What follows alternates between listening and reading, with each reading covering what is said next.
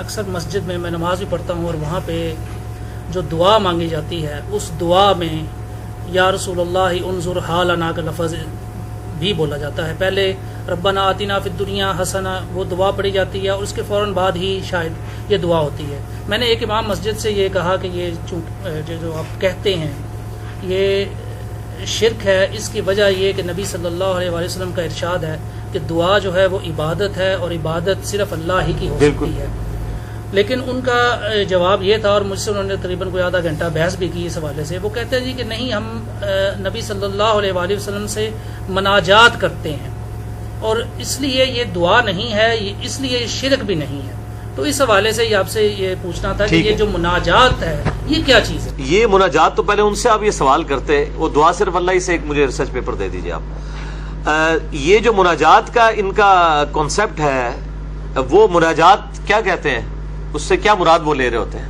مناجات سر جو میں نے حدیث میں پڑھا ہے اس میں تو دعا ہی ہے. دعا ہی ہے نا، وہی تو میں کہہ رہا ہوں. جی آپ جو ہے وہ نام کچھ بھی رکھتے ہیں، مسئلہ یہ ہے کہ مناجات جو ہے وہ دعا ہی کو تو مناجات کہا جاتا ہے.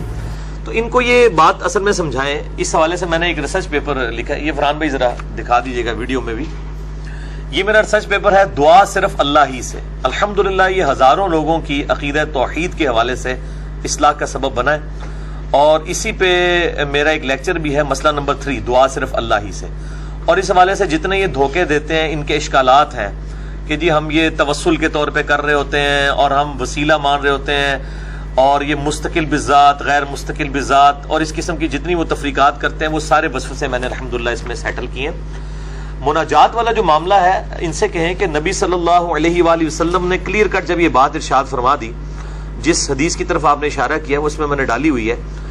جامعہ ترمذی میں کتاب الدعوات چیپٹر میں انٹرنیشنل نمبر کے مطابق 3372 ہے، اور سنن ابی داؤد میں کتاب الصلاح چیپٹر میں انٹرنیشنل نمبر کے مطابق 1479 ہے کہ آپ صلی اللہ علیہ وآلہ وسلم نے فرمایا الدعاء هو العبادہ، دعا ہی تو عبادت ہے.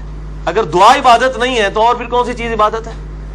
یعنی اس لیے آپ دیکھیں دعا اتنی امپورٹنٹ عبادت ہے کہ اللہ تعالیٰ نے ایاک نعبد و ایاک نستعین، اے اللہ ہم صرف تیری ہی عبادت کرتے ہیں اور غائب میں مدد کے لیے صرف تجھی کو پکارتے ہیں. ایک تو ظاہری اسباب ہیں، وہ تو آپ لے سکتے ہیں، کافر سے بھی لے سکتے ہیں، وتعاونوا علی البر والتقوی ولا تعاونوا علی الاثم والعدوان. لیکن ایک ہے کہ آپ ہستی سامنے موجود نہیں ہیں اس طریقے سے اور آپ اس کو پکار رہے ہیں. مثلا میں آپ کو کہتا ہوں مجھے پانی پلا دیں تو ٹھیک ہے، لیکن آپ فیصلہ آباد میں بیٹھے ہیں اور میں کہتا ہوں انجینئر صاحب مجھے پانی پلا دیں، انجینئر صاحب مجھے پانی پلا دیں، چاہے آپ زندہ ہیں یا مردہ ہیں. جب میں آپ کو یہ سوال کر رہا ہوں یہ غائب میں پکارنا ہے، یہ ایاک نستعین کی وائلیشن ہے اور خالصتاً شرک ہے. اگر یہ شرک نہیں تو اور کون سا شرک ہے؟ اور اس حوالے سے میرا ایک یوٹیوب کے اوپر کلپ بھی چڑھا ہوا ہے، مفتی اکمل صاحب کے شیطانی دھوکے کا جواب. وہ کہتے ہیں آپ امی سے روٹی مانگتے ہیں تو یہ بھی شرک ہو گیا، اللہ سے مانگنی چاہیے. اور بھائی اللہ نے کہا ہوا ہے کہ اسباب اختیار کرنے ہیں. تو یعنی دو چیزوں کو مکس کر دیتے ہیں. تو یہ جو آپ نے حدیث بتائی جو ترمذی اور ابو داؤد کا میں نے حوالہ دیا، اس میں آپ صلی اللہ علیہ وآلہ وسلم نے فرمایا الدعاء هو العبادہ، دعا ہی تو عبادت ہے. اور پھر آپ نے اپنی بات کی دلیل میں سورۃ المؤمن کی آیت نمبر 60 تلاوت کی، اعوذ باللہ من الشیطان الرجیم وقال ربکم ادعونی استجب لکم، اور تمہارے رب نے یہ بات ارشاد فرمائی کہ اے میرے بندو مجھ سے مانگو میں تمہاری دعا کو قبول کروں گا. ان الذین یستکبرون عن عبادتی، بے شک جو لوگ میری عبادت میں تکبر کرتے ہیں. یعنی بات ہوا دعا مجھ سے مانگو، اور ذکر کیا ہوا جو عبادت سے تکبر کرتے ہیں، یعنی دعا مجھ سے نہیں مانگتے، دعا میں تکبر کرتے ہیں، اکڑ خانی دکھاتے ہیں، مجھ سے نہیں مانگتے. سیدخلون جہنم داخرین، ایسے لوگوں کو میں ذلیل و خوار کر کے دوزخ میں داخل کروں گا. دنیا کے بادشاہ دنیا کے امراء سے مانگا جائے تو وہ ناراض ہوتے ہیں، اللہ کہتا ہے مجھ سے نہیں مانگو گے میں ذلیل و خوار کر کے دوزخ میں داخل کروں گا. تو اس آیت کو آپ صلی اللہ علیہ وآلہ وسلم نے سورہ المؤمن کی آیت ہے، اور آپ صلی اللہ علیہ وآلہ وسلم نے اپنی بات کے ثبوت میں یہ آیت پڑھی. اس سے آپ نے کلیئر کٹ بتا دیا کہ دعا عبادت ہے اور پکارنا، اور وہ بھی غائب میں مدد کے لیے پکارنا. ایک ویسے پکارنا ہے، اگر کوئی مطلب جو مناجات اگر اس حوالے سے کوئی کر رہا ہے کہ آپ صلی اللہ علیہ وآلہ وسلم سے اپنی محبت کا اظہار کر رہا ہے نعتیہ اشعار کے اندر، جس میں آپ کو پکارنا نہ ہو مدد کے لیے، استغاثہ نہ کر رہا ہو، صرف محبت کا اظہار کر رہا ہو. یعنی کوئی کہتا ہے جی لبیک یا رسول اللہ، اس حوالے سے کہ یا رسول اللہ صلی اللہ علیہ وسلم آپ کے مخالفین کے مقابلے پہ میں آپ کا غلام حاضر ہوں، آپ کی طرف سے دفاع کروں گا. اور نبی صلی اللہ علیہ وآلہ وسلم سے اپنی محبت کا اظہار اس حوالے سے کرتا ہے، اور یہ نیت نہیں کرتا کہ وہ لبیک اللہم لبیک کے مقابلے پہ ہے یا آپ کو ادھر مدد کے لیے پکار رہا ہے، صرف اپنی ایک محبت اور اظہار عقیدت ہے تو ٹھیک ہے۔ ہم نماز میں بھی پڑھتے ہیں السلام علیکہ ایھا النبی، اے نبی آپ پر سلام ہو، رحمتیں ہوں، برکتیں ہوں۔ بخاری مسلم کی حدیث ہے، جب یہ تم پڑھو گے اللہ تعالیٰ زمین و آسمان میں ہر نیک بندے تک السلام علینا وعلی عباد اللہ الصالحین کے تحت پہنچا دے گا۔ اس پہ میرا ایک کلپ ہے، وہ بھی لاکھوں لوگ دیکھ چکے ہیں۔ یا رسول اللہ سے متعلق صحیح عقیدہ کیا ہے؟ تو یہ یا رسول اللہ انظر حالنا، نعوذ باللہ من ذالک، یہ بالکل آپ صلی اللہ علیہ وآلہ وسلم کی شان میں صراحتاً گستاخی ہے، اور صحابہ کرام علیہم رضوان نے کوئی ایسا عقیدہ نہیں دیا کہ آپ صلی اللہ علیہ وآلہ وسلم کو جب آپ سامنے موجود نہ ہو اور پکارا جائے۔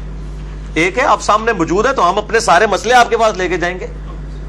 تو بخاری مسلم میں کتنی حدیثیں ہیں، بارش نہیں ہوتی تھی صحابہ دعا کرواتے تھے، اس طریقے کسی کی پنڈلی ٹوٹ گئی ہے وہ لے کے آیا ہے، کسی کی آنکھ نکل گئی ہے وہ حاضر ہو گیا ہے، تو وہ تو آپ صلی اللہ علیہ وسلم سامنے موجود ہوں تو ہم آج بھی انہی کے پاس جائیں گے، وہ تو وسیلہ اور توسل ہے ظاہر اس بات۔ لیکن یہ کہیں صحیح سند سے ثابت نہیں ہے کہ آپ صلی اللہ علیہ وآلہ وسلم کی قبر مبارک پہ جا کے کسی نے کہا ہو کہ یا رسول اللہ ہم دنیا میں بھی آپ سے دعا کرواتے تھے، تو اب آپ سے استغاثہ کرنے ہیں تو آپ اللہ کے حضور دعا کریں تو بارش نازل ہو جائے۔ اس حوالے سے ایک وہ المصنف ابن ابی شیبہ سے پیش کرتے ہیں، اس میں آمش مدلس ہے اور ان سے روایت کر رہا ہے۔ وسیلہ اور توسل پہ میرا مسئلہ نمبر 43 موجود ہے، اس میں نے یہ ساری چیزیں ڈیٹیل کے ساتھ بتائی ہیں۔ بہرحال اس کے بالکل اپوزٹ ڈاکٹرائن صحیح بخاری کی وہ حدیث ہے کتاب الاستسقاء چیپٹر میں 1010 نمبر، کہ سیدنا عمر کہتے ہیں اللہ جب تک تیرے نبی ہم میں موجود تھے ہم ان سے دعا کروایا کرتے تھے اور ان کو وسیلہ اور توسل کے طور پہ آپ کے سامنے پیش کرتے تھے۔ اب آپ صلی اللہ علیہ وآلہ وسلم کی وفات کے بعد ہم آپ کے چچا عباس ابن عبد المطلب کو لے کے آئے ہیں، ان کی دعا کی برکت سے وہ بارش نازل ہو جاتی تھی قحط میں۔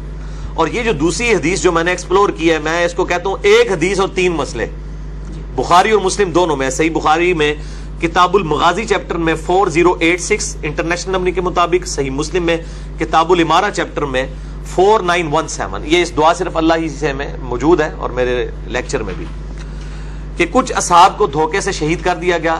جب ان کو کافر شہید کرنے لگے تو انہوں نے اللہ کے حضور دعا کی، اللہم بلغ عنا نبینا انا قد لقینک فرضینا عنک ورضیت عنا۔ اے نبی صلی اللہ علیہ وآلہ وسلم، اے اللہ ہمارے نبی صلی اللہ علیہ وآلہ وسلم کو ہمارے حال کی خبر کر دے کہ ہم تجھ سے ملنے والے ہیں اس حال میں کہ ہم تجھ سے راضی ہیں، یعنی تیرے اس دین کے اوپر راضی ہیں، یعنی ہم نے اپنے نبی کا دین نہیں چھوڑا، ہمارے نبی کو یہ خبر کر دے۔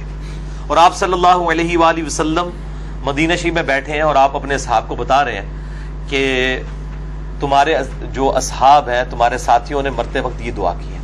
انہوں نے یہ نہیں کہا یا رسول اللہ دیکھ لیں ہم نے آپ کا دین نہیں چھوڑا، ٹھیک ہے، آپ کو پکارا نہیں ہے۔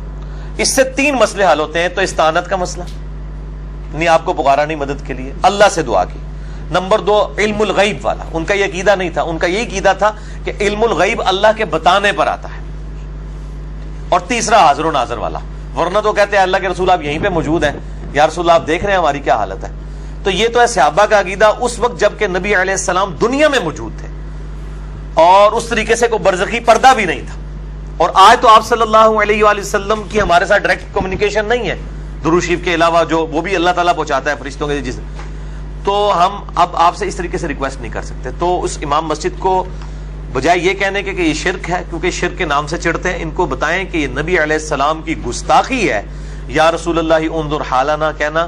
اور بعض لوگوں نے اسے شیخ عبد القادر جیلانی المتوفى 561 ہجری کی طرف منسوب کیا ہوا ہے کہ یہ ان کے لکھے ہوئے اشعار ہیں۔ یہ بھی بالکل باطل ہے، ایسی کوئی بات نہیں ہے، اور یہ بالکل عقیدہ باطل ہے۔ ان کو بتائیں کہ یہ جب آپ دعا کر رہے ہیں درود شریف پڑھیں۔ جامعہ ترمذی میں 593 نمبر حدیث ہے، جو اللہ کا ذکر اور درود شریف کے ذریعے اللہ کی طرف متوجہ ہوتا ہے اللہ تعالیٰ اسے محروم نہیں لوٹاتا۔ درود شریف پڑھ کے اللہ تعالیٰ سے مانگے۔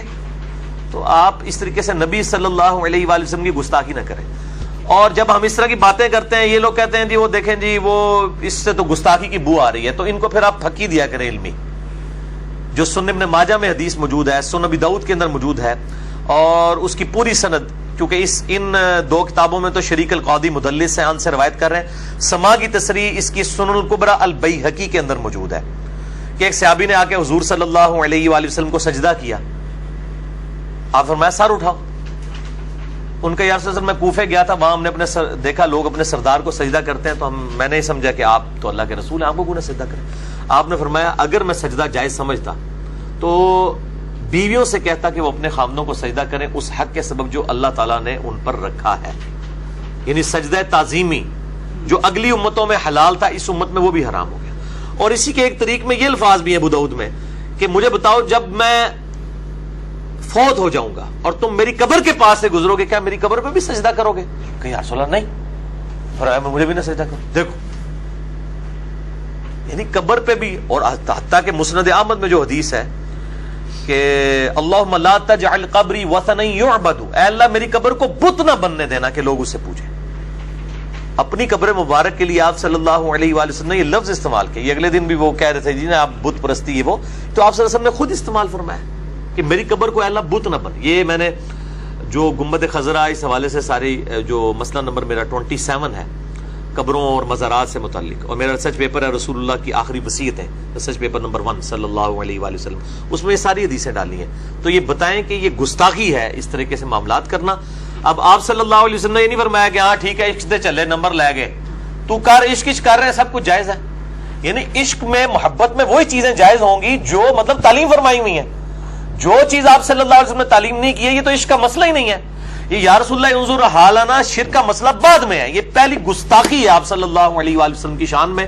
آپ نے اس طرح کی کوئی چیز تعلیم نہیں فرمائی. کلیئر ہو گیا؟ سوال ایک ہے کہ مشرکین مکہ جو تھے وہ اپنے عقیدے کے مطابق بتوں سے فیض حاصل کرتے تھے. یہ بھی فیض والی بات ہے جو کہ ابھی سورہ الکہف کی آیت کے حوالے سے بھی آئی, اور کئی صورتیں ایسی بھی تھی جب انہوں نے اللہ کو خالصتاً پکارا بھی تھا, جس میں قرآن کی طرف سے اشارہ بھی ہے کہ جب یہ ان پہ مصیبت آتی ہے تو صرف اللہ کو ہی پکارتے ہیں. اور سورہ جب واقعہ فیل ہوا اس وقت بھی شاید یہ ملتا ہے کہ اس وقت بھی انہوں نے کچھ سال صرف اور صرف اللہ تعالیٰ کی عبادت کی تھی. اور ہم میں سے جو لوگ اس قبروں سے فیض حاصل کرنے کے قائل ہیں اور لیکن اللہ تعالیٰ کو بھی مانتے ہیں, لیکن آج کل ہم شاید اللہ تعالیٰ کو اس طرح خالص ہو کے نہیں پکار رہے جس طرح وہ پکارا کرتے تھے, جس کا قرآن میں ریفرنس بھی ہے. تو کیا یہ انجام جو ہے دونوں پارٹیز کا یہ ایک جیسا یا اس میں دیکھیں جی سورہ یوسف میں ہے کہ اکثریت لوگ اللہ پر اس حال میں ایمان لا رہے ہیں کہ وہ ساتھ شرک بھی کر رہے ہوتے ہیں. تو دونوں کا انجام تو اللہ کو پتا ہے. جو ایک انجام جو کافروں کا ہے وہ تو واضح ہے قرآن میں, جو کلمہ گو مشرک ہیں ان کے معاملات ذرا مختلف اس حوالے سے ہے کہ ظاہر ہے کہ کسی شخص پہ مطلب حق اس طریقے سے نہ کھلا ہو, یا میں ایون آج غیر مسلموں کے بارے میں بات کروں گا کہ جو اسلام کو اس طریقے سے ان کو اسلام کا تعارف ہوا ہے کہ اسلام ایک دہشت گردی کا مذہب ہے, اگر وہ نبی صلی اللہ علیہ وآلہ وسلم پر ایمان نہیں لاتے اور قیامت والے دن ان کی پیشی ہوتی ہے, وہ پھر اللہ تعالیٰ ڈیسائیڈ کرے گا کہ اس پہ حق کس حد تک کھلا ہے. اگر حق کھلا تھا اس کے باوجود ایمان نہیں لایا پھر تو وہ کافر ہے, ادروائز پھر اللہ تعالیٰ فیصلہ فرمائے گا کہ اس پہ حق کتنا کھلا. ہاں نبی جب خود دنیا میں موجود ہوتا ہے اس کے بعد کوئی یہ نہیں کہتا میرے پہ حق نہیں کھلا, جبکہ نبی اس کو دعوت دے رہا ہوتا ہے, وہ خود اللہ کی حجت ہوتا ہے. تو رہا یہ قبروں سے جو لوگ مانگ رہے ہیں اس طرح کے ایشوز, دیکھیں ہم تو رونا رو رہے ہیں. مسئلہ نمبر 3 میرا ریکارڈڈ موجود ہے, دعا صرف اللہ ہی سے, اس میں میں نے سارے ایشوز ریزالو کیے ہیں. مسئلہ 27 ہے قبروں سے متعلق. باقی ان کو مشرکین عرب سے بدتر کہنا اور اس طرح کے الفاظ استعمال کرنا میں کہتا ہوں یہ مناسب نہیں ہے, کیونکہ مشرکین عرب تو نبی علیہ السلام کو کذاب, جادوگر, دیوانہ کہتے تھے. یہ تو حضور کے دیوانے ہیں صلی اللہ علیہ وآلہ وسلم. تعویل کی غلطی لگی ہوئی ہے, پیار محبت سے ان کی اصلاح کی کوشش کریں. مسئلہ 43 وسیلہ اور توسل کے صحیح احکام و مسائل, اس میں نے یہی بات کی ہے. تو میرا خیال ہے فتویٰ بازی کی بجائے مطلب اصلاح کی کوشش کی جائے علمی طریقے سے.